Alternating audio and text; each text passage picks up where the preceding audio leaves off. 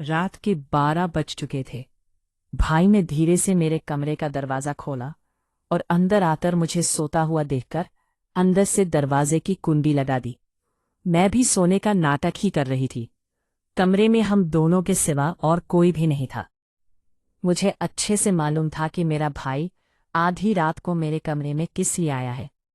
मैं भी बिस्तर पर आंख बंद करके ऐसी पड़ी थी जैसे बहुत ही गहरी नींद में हो। इसके बाद जो भाई मेरे साथ करने वाला था वो मुझे मालूम था, पर मैं भी इसे रोकने की कोशिश नहीं करती थी। क्यों नहीं रोकती थी, इसका जवाब आपको कहानी में आगे मिलेगा। आखिर ये सब कैसे शुरू हुआ और भाई को सबसे ज्यादा मेरे में क्या पसंद था, पूरी कहानी जानने के बाद आपके होश उड़ जाएंगे। कैसे इसने मुझे सिर्फ अपनी उंगली से हेलो दोस्तों। मेरी उम्र 21 साल थी। मैं सेकेंड ईयर की स्टूडेंट थी। इन दिनों गर्मी शुरू हो चुकी थी, इसलिए हमें कॉलेज से छुट्टियां मिल गई थी। रोज की तरह आज भी पूरे घर की सफाई करने के बाद मैं अपने बिस्तर पर आराम कर रही थी।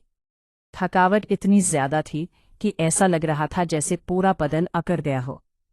मैं अपने बिस्तर पर लेट कोशिश करने रही थी और हाथों से अपने सर की मसाज कर रही थी। तभी मेरी एक साइड आवाज सुनकर मेरा भाई विक्की बंद कमरे में आया और कहने लगा, क्या हुआ दीदी, तबीयत तो ठीक है? मैंने कहा, क्या बताऊं भाई, मम्मी सारा काम मेरे सर पर डालकर चली जाती है। कॉलेज की छुट्टियां क्या हुई, सारे घर की जिम्मेदारी मुझ पर आ गई है। ऊपर से मुलाजिम भी छुट्टी पर है। मुझसे नहीं होते घर के काम। मेरी बात सुनकर वो मेरे पास बैठ गया और कहने लगा, मेरी प्यारी बहन, कोई बात नहीं, मैं अब भी तुम्हारे लिए दूध लेकर आता हूं, इसे पियोगी तो अच्छा लगेगा।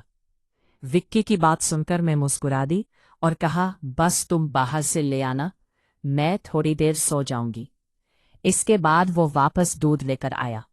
इसे देखकर मुझे इस पर बहुत प्यार आया। सच में दुनिया में बहुत कम ही ऐसे भाई होते हैं जो अपनी बहनों का इतना ख्याल रखते हैं। मैंने इसे ढेर सारी दुआएं दी और इसका लाया और दूध पीने लगी। दूध पीने के बाद मैंने गिलास एक साइड पर रखा और लेट गई। विक्की कहने लगा, चलो मैं तुम्हारा सर दबा देती हूँ, तुम आराम से सो जाओ। वो मेरे सरहाने बैठ गया और अपने हाथों से मेरा सर दबाने लगा। मुझे धीरे धीरे अच्छा लगने लगा और दर्द भी कम होने लगा। मैं आंखें मूंद कर सोने लगी और गहरी नींद में चली गई। मुझे पता ही नहीं चला कि घंटों तक मैं सोती रही। मेरी आंख मम्मी की आवाज से खुली। मैं हड़बड़ाकर उठी। सर बुरी तरह बोझल हो रहा था। घड़ी पर नजर डाली तो रात के 3 बज रहे थे। मुझे एकदम झटका सा लगा। बड़ी अजीब बात थी कि पापा ऑफिस से वापस आ चुके थे। शायद थकावट की वजह से मुझे वक्त का एहसास ही ना हुआ। जैसे ही उठकर 2 कदम चली, मुझे चक्कर आ गया। आंखों के आगे अंधेरा छा गया। अगर दीवार का सहारा ना लिया होता तो यकीनन गिर जाती।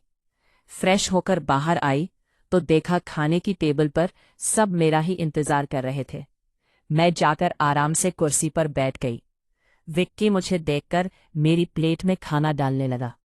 फिर मम्मी से कहने लगा, मम्मी, अनु पर काम का बोझ थोड़ा कम डाला करे। अगर अनु नहीं रही तो इसकी जगह किसी और को रख ले। ये बेचारी सारा दिन काम करके थक जाती है, पीली पड़ चुकी है। मेरी वाकई हालत बहुत खराब हो चुकी थी। मैं बहुत थकी हुई महसूस कर रही थी। मम्मी और पापा दोनों ही जॉब करते थे, क्योंकि सिर्फ पापा की नौकरी से घर चलाना मुश्किल था। ऊपर से हमारी पढ़ाई के खर्चे भी कुछ कम नहीं थे। इसीलिए मम्मी भी इस कंपनी में काम करती थी जहां पापा नौकरी करते थे। मैं और विक्की कॉलेज जाते थे, मगर अभी गर्मियों की वजह से छुट्टियां थी, इसीलिए हमें घर पर ही रहना पड़ रहा था। मैंने जैसे ही कोई मेरे बिस्तर के पास बैठ रहा हो, ऐसे लगा जैसे कोई अपना हाथ मेरी ओर बढ़ा रहा हो। डरते हुए मैंने पलट के देखा, लेकिन वहां कोई नहीं था। घबराहट के मारे मेरी सांसें तेज हो गई थी। मैंने तुरंत उठकर कमरे की लाइट ऑन की। दरवाजा खोलकर बाहर भी देखा, मगर वहां भी कोई नहीं था। आज से पहले ऐसा कभी नहीं हुआ था जो अब हो रहा था। मुझे प्यास लगी तो मैं कमरे का दरवाजा खोलकर बाहर निकली। इसी वक्त विक्की भी अपने कमरे से बाहर निकला। मुझे देखकर इसने पूछा, क्या बात है, आप अभी तक जाग रही हैं? मैंने जवाब दिया, कुछ नहीं, बस ऐसा महसूस हुआ जैसे कमरे में कोई मौजूद हो। पानी पीकर मैं दोबारा कमरे में आ गई और पीछे छे विक्की भी आ गया। इसने कहा, आपको डरने की जरूरत नहीं है। अगर आपको डर लग रहा है तो मैं आपके पास सो जाता हूँ। मैंने इसे मना करते हुए कहा, नहीं, तुम्हें अपनी नींद खराब करने की जरूरत नहीं है, तुम अपने कमरे में जाकर सो जाओ। लेकिन वो जिद करने लगा, मैं आपको अकेला किसी हाल में भी नहीं छोड़ सकता, आपकी तबीयत खराब हो सकती है, मैं आपको तकलीफ में नहीं देख सकता, आप सो जाए, मैं यही सो जाता हूँ। आखिरकार मैं बेड पर जाकर सो गई। इसने तकिए उठाए सोफे पर रखकर वहीं सो गया। इस रात मुझे ऐसा महसूस हुआ जैसे कोई मेरे सराहने बैठकर मुझे बहुत देर तक देखता रहा हो। इसने मेरे बालों को सहलाया, मेरे चेहरे पर उंगलियां फेरी और मैं सोती रही। ये सब मुझे एक सपने जैसा लग रहा था। अगली सुबह जब मैं उठी तो मेरा मूड अजीब था, लेकिन जब मैंने अपने भाई पर गौर किया तो मैं हैरान रह गई। शुक्र था कि मैंने अपने जिस्म को ढांकने से ढक कर रखा था। मेरी कमीज बेतरतीब हो चुकी थी। मुझे हैरत हुई क्योंकि आज से पहले मैं कभी इस तरह नहीं गहरी नींद में सोई थी। आज मैं थोड़ी खुश भी महसूस कर रही थी, लेकिन इसकी वजह समझ नहीं आ रही थी। मैंने इससे पूछा तो इसने कहा, मैं तो रोज ही इतना खुश होता हूँ जैसे आप जैसी बहन मिल जाए। वो क्यों ना खुश हो। घर के सारे काम निपटाकर जब मैं बैठी तो विक्की तेल लेकर मेरे पास आ गया। कहने लगा, आओ दीदी, अपने बाल खोल लीजिए, मैं आपके सर में मसाज कर देता हूँ। मुझे इसकी हरकत अजीब लगने लगी।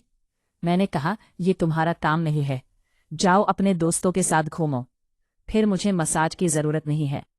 मगर इसने मेरी बात नहीं मानी और मेरे बालों से कैचर उतारते हुए कहने लगा, आप नखरे मत किया करें, किस्मत वालों को ऐसे भाई मिलते हैं।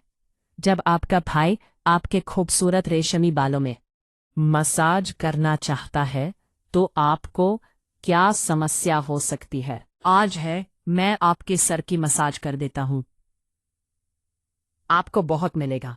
वो मुझे उठाकर कमरे में ले गया। मैं बेड पर तकिया रखकर लेट गई। मेरे बाल बेड से नीचे लटक रहे थे। वो मेरे सराहाने बैठकर मेरे बालों की मसाज करने लगा। विक्की मुझसे साल छोटा था, लेकिन मुझे नाम से ही बुलाता था। इसने कहा, आप इतनी प्यारी हैं कि आपको देखकर दिल करता है कि आप हमेशा इसी की तरह मुस्कुराती रहें और मैं आपकी लाट उठाता रहूं। वो मेरे बालों की मसाज कर रहा था और इसके हाथों में जैसे जादू था। मुझे इतना अच्छा लग रहा था कि मैं धीरे धीरे नीम की वादियों में खोने लगी। तेल की खुशबू भी बहुत जबरदस्त थी। मैंने इससे पूछा, ये कौन सा तेल है? वो बोला, ये बहुत ही खास तेल है, खास आपके लिए, आपके जो इतने हसीन बाल हैं ना, ये इन्हीं बालों के लिए बना है। इसकी बातें बहुत प्यारी थी, हालांकि मैं समझ नहीं पा रही थी कि वो किस लहजे में बात कर रहे हैं। बहरहाल मसाज के दौरान ही मैं गहरी नींद में खो गई। कुछ देर बाद जब मेरी आंख खुली तो मेरा पूरा बदन दर्द से टूट रहा था। ऐसा लग रहा था जैसे मेरी टांगों पर बहुत ज्यादा वजन रखा गया हो। पूरे बदन में दर्द सरक रहा था। मैं धीरे धीरे उठकर बैठी और आसपास देखने लगी। मैं अजीब थी। जब मैंने खुद पर गौर किया तो देखा कि मैं पूरी तरह भीगी हुई थी, जैसे किसी ने मुझे नहला दिया हो। मेरे कपड़े गीले थे और कमरे में गर्मी थी। बड़ी मुश्किल मैं बेड से उठी थी।